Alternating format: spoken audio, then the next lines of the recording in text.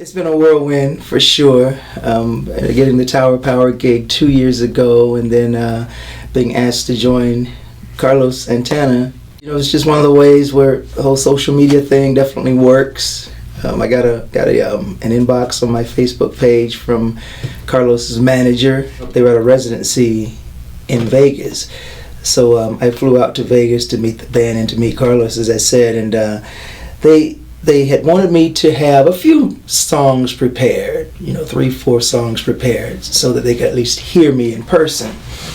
And so when I got there, I think it was a Wednesday. I flew in and went to the sound check, and we sang through a couple of things, and they said, you know what, why don't we just have you start performing with us tonight? They had a show that night, so I flew in, met the band that day, and was on stage at the House of Blues at Mandalay Vegas, Mandalay Bay in Vegas that night. So that's how he moves, though. He gets an inspiration and he likes to move on it immediately. I came up as a trombone major, and I was content, man. I was great just playing my little horn lines in the background. But my dad is a singer down home. Was a gospel singer down home. So I think that part of my musicality was always there. That whole thing about being able to really connect with the audience and singing these songs and being able to emote and all these sorts of things.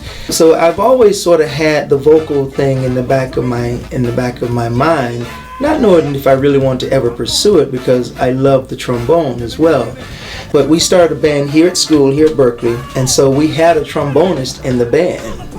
So they asked me to audition as a singer. And once I started singing, man, and got a chance to be in front of an audience and see the reaction, and I was hooked, man, at that point, But I never wanted to just stop playing the horn. So it became this sort of thing where there's nothing that says you can't do both. So I would sing, and then whenever there were horn lines, I'd pick up my horn and I'd play with the horn section and go back to singing. So there was once when I had stopped playing the horn, though, because I was really into the vocal thing. And so I had put the horn aside for a spell, and I got a call that Rick James wanted to go on tour from a buddy of mine who was in Rick James' band, and he wanted to take a 3-horn section with him.